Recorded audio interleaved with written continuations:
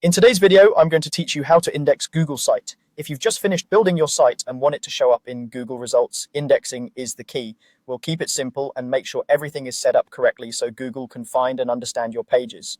First, confirm your Google site is published and publicly accessible.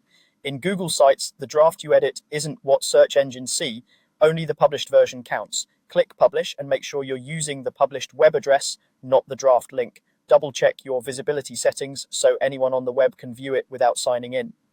Also look for any setting that discourages search engines from listing your site. You want indexing allowed.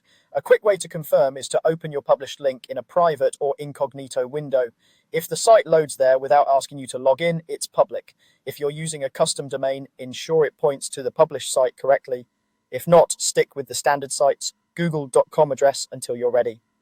Clean, readable page titles and clear navigation can also help search engines understand your content once they discover it. Next, go to Google Search Console and sign in. Search Console is Google's free tool for monitoring how your site appears in search.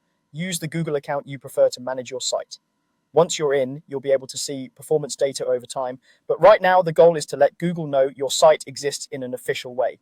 Now click Add Property and enter your site's URL. Paste the exact published URL, including HTTPS, and the full path as it appears when you visit your site.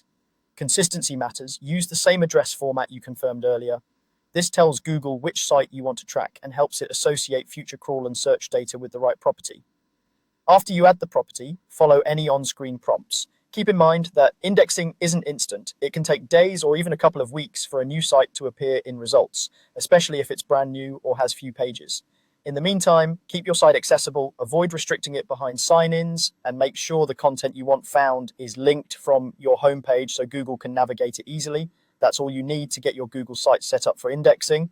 Stay patient, keep publishing high-quality, publicly viewable pages, and check back in Search Console to monitor progress.